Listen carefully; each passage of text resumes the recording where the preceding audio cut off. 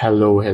Magandang araw. Welcome to my channel. Ako nga pala si Mystico Moreno, or in short, Mismo. At dito sa aking channel, we will manifest love and light sa inyong Tagalog love reading ngayon na mismo. Okay, so ang gagawin natin today ay ang inyong third party energy reading. At para ito sa lahat ng fire signs, Aries, Leo, and Sagittarius. Gusto ko lang ipaalam na ang third-party energy ay hindi laging romantic.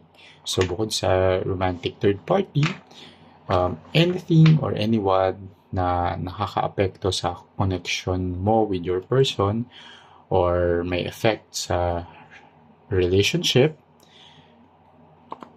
ay third-party energy. So, pwede itong kaibigan, kamag-anak, katrabaho, kaklase, kapamilya, pwede ring trabaho mismo, career, ACADS, priorities, okay? And iba pa, okay? Basta yun nga, merong effect sa relationship or nakaka-apekto sa connection mo with your person. Okay. So, tingnan natin ano yung masasagap kong energy from the collective between you and your person and the third party energy. So, bubunot ako ng 8 cards. 4 for the third party energy and then 4 for the connection, how that third party energy affects the connection. Okay, at habang binabalasan ko ito, gusto kong magpasalamat sa lahat ng Aries, Leo, Sagittarius na patuloy na sumusuporta sa Mystico Moreno channel. Thank you so much po. I appreciate the love and support from all of you. The channel is growing, so please keep supporting para marami pa akong love readings na magawa para sa inyo. Like this video, it really helps the channel grow. Comment na rin sa baba, lalo na kung mag-resonate ang reading. At sa mga bago, sana po supportan nyo rin ang aking channel by subscribing, liking the video, commenting below, and sharing it to all the fire signs na kilala nyo na nangangailangan ng guidance from the universe. Okay, simulan na natin. So, bubunot ako ng 4 cards for the third party energy. Itong oracle card gagamitin natin mamaya. Okay. So, I'll get the 4th card from this deck dahil April pa rin naman ngayon. First card, okay, King of Wands.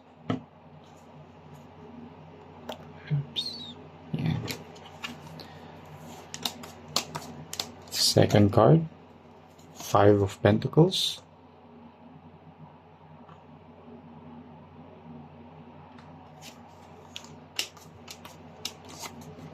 And then, the World. And 8 of Pentacles. Okay. And then, how it affects the connection. Page of Pentacles. The Judgment, the Chariot, and Justice. Okay.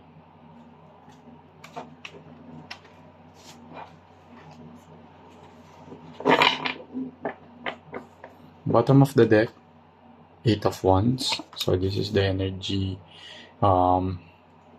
you're not aware pero present sa connection. Okay. So,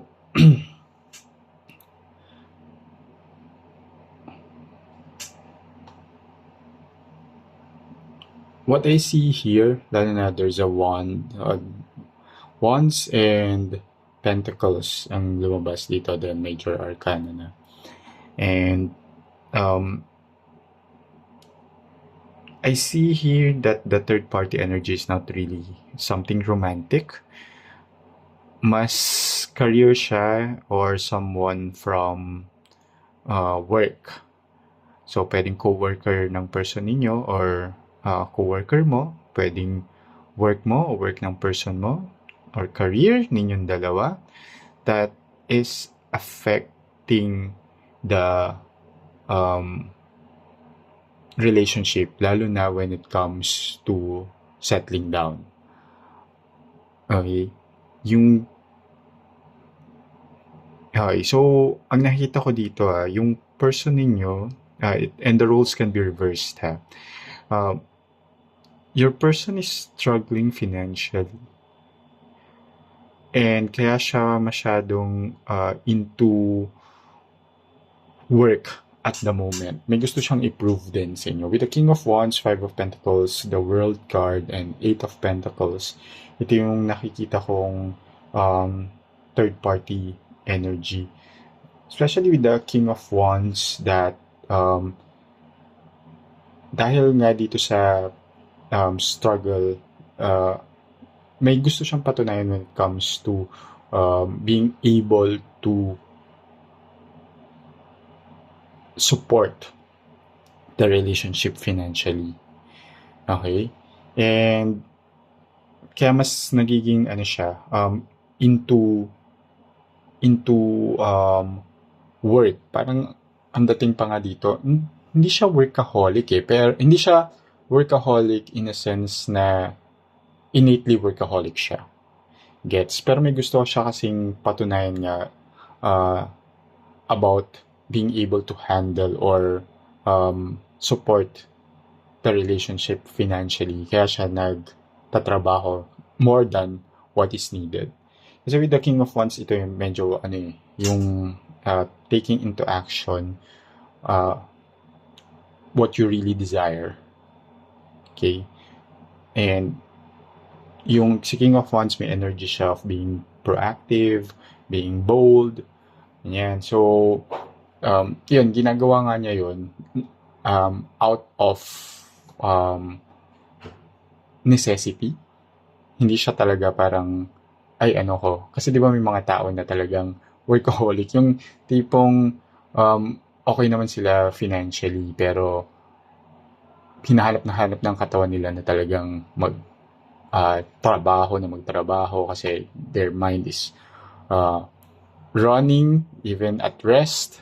Gets? Pero itong person mo, dahil nga yung third party energy affecting the relationship is struggling finances with the Five of Pentacles here. Okay. Yun nga, mas nakafocus siya sa career, sa trabaho, sa mga projects, to the point na wala na siyang time sa relationship.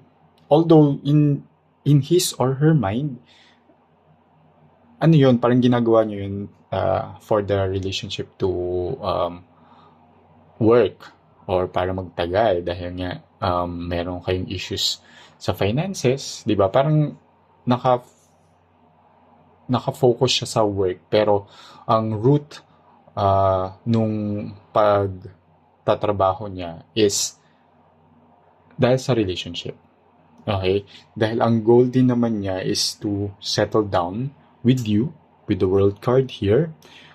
Kaso may pressure. May pressure sa person ninyo na kailangan nga niyang mag-ipon, kailangan niya na maging financially secure for this thing to happen. Yung pag-settle down, pag-level up ng relationship, not necessarily naman na kasal agad. Pero pag-level up, for example, you're planning na mag-avail ng ganitong property or manirahan together sa isang unit, di ba? Pero the cost of the unit is beyond the budget or sa capability ng person ninyo to rent, for example, or may gusto kayong puntahan na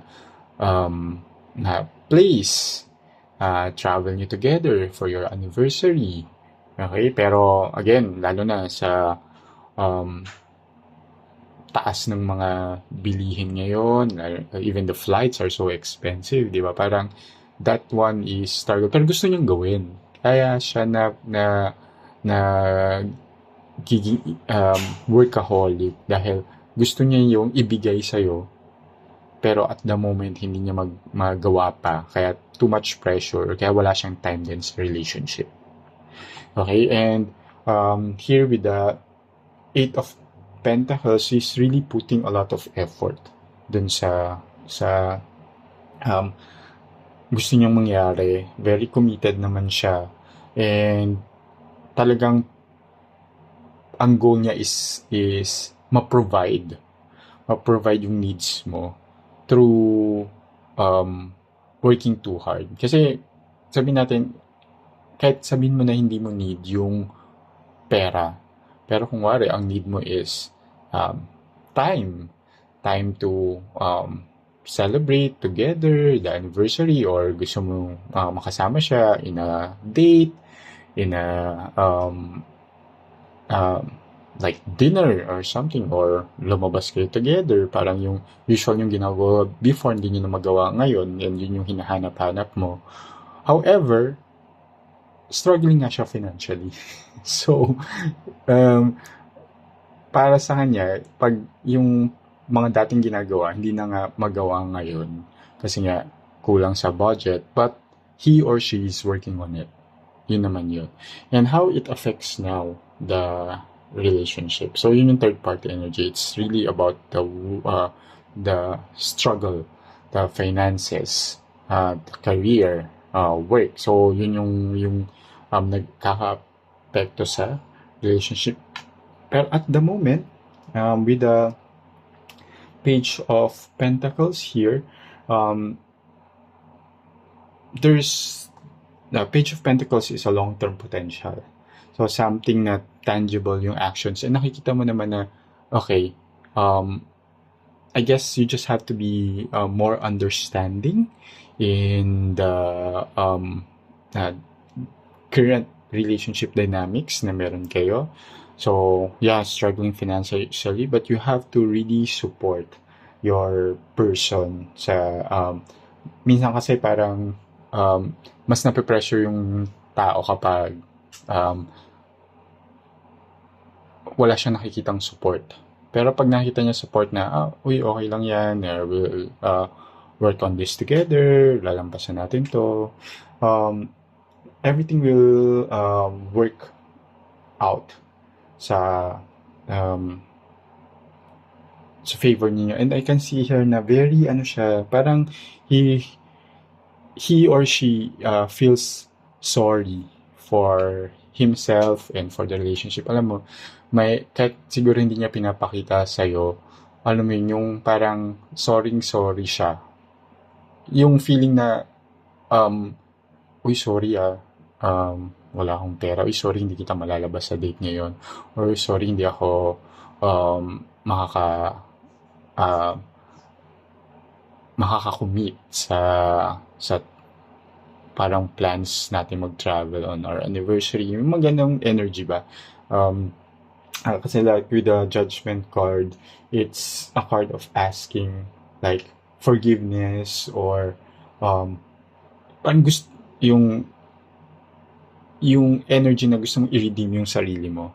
So, may ganong current energy at the moment. And with the Chariot card, and again, similar siya dito sa King of Wands. Si Chariot kasi parang naman siya, taking action, determined to overcome the challenge. And that's the challenge that you have. And it's moving forward naman. Parang soon enough, with the Justice card here, parang sinasabi kasi ni Justice card, the universe is fair naman. So, with all the effort, with all yung mga struggles na hindi siya parang, okay, struggle siya, so wala na tayong gagawin. Pero hindi, nakita naman natin earlier in the earlier reading that your person is doing his or her best to work on the finances. Diba? So, here nakita with the universe is fair naman with Justice card, and everything will be rewarded. ma-iron out din yan, yung mga challenges, obstacles sa relationship when it comes to finances. Malalampasan din yan. And eventually, ayun, magiging okay kayo, magagawa nyo na rin yung mga gusto nyo anytime soon. Basta maging consistent lang sa pagpapursige, and ikaw, if you continuously support your person, then everything will work out well. Plus, you have this hidden energy. You don't see it, parang hindi ka aware, pero now, na lumabas siya. So, you have this awareness that the Eight of Wands is a card of, again, similar siya with the Chariot. It's a card of momentum, of progress, of something exciting is about to happen.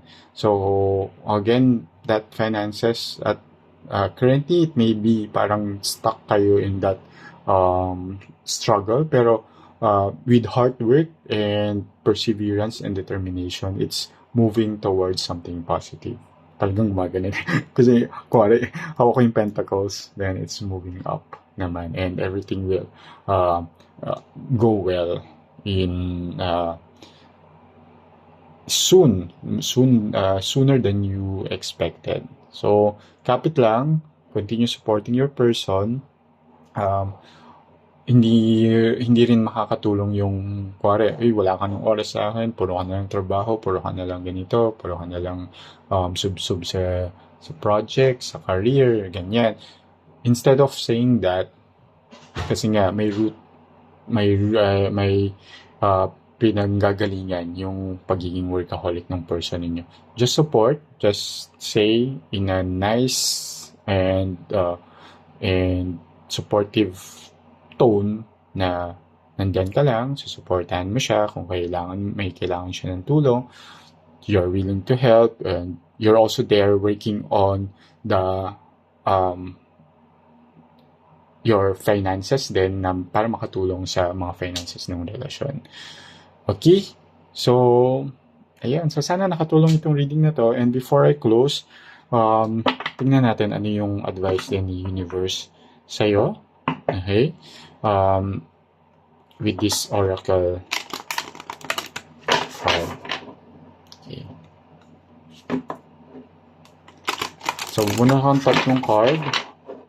So, one for Aries, one for Leo, and one for Sagittarius. So, okay. So, if you're an Aries, okay, ang advice ni Universe sa'yo, if you're in this kind of situation is,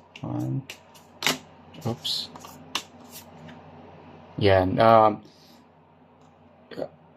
pride. Alam mo yun, para ipakita mo na you're really proud that you have this kind of person. Iparamdam mo sa person mo na you're proud of him or her for working and putting a lot of effort sa relationship. Di ba may iba na pag struggling na kayo financially, parang, gusto nang bumitaw, ayaw na niya, ganyan. But your person wants long-term commitment with you. So, and kaya niya ginagawa to para din naman sa inyong dalawa. Okay, so, dun, ipa-feel mo na you have so much pride having him or her in your life. So, if you're a Leo naman, okay, tranquility. So, be at peace. Huwag kang mag-overthink, huwag kang mag-alala, if you're in this kind of situation, just keep that peace sa relationship. Yun nga, yung sinabi ko kanina na, imbis na parang ipa-feel mo dun sa person mo na parang walang oras, ganyan, parang just keep the peace para continuous din yung pagtatrabaho ng person and makapag-focus siya and mas magawa niya ng tama yung mga kailangan niyang gawin, resulting to better finances. And lastly, if you're Sagittarius, abundance, diba? So, just focus on things that you have then. Parang here, hindi talaga kayo nagkukulang. Kasi punong-puno ng pagmamahal yung relationship ninyo. Yun! Love it! Ayan. So, di ba? Parang minsan nakafocus tayo sa finances pero hindi natin napapansin yung ano pa yung abundance sa atin. Which is, hindi lahat may taong willing magpakapagod, magpakahirap para lang suportahan yung relationship, di ba? So, you must be grateful for having such person who is very determined to support the relationship, di ba? Okay, so, ayun. Ayan, ito yung tatlong cards. Hindi nakita sa screen. Pero, sana nakatulong itong reading na to. Abangan nyo na lang yung mga susunod ko pang love reading dito lang sa aking channel. Ako nga pala si Mystico Moreno. Or in short, mismo. Kita kits! Ingat!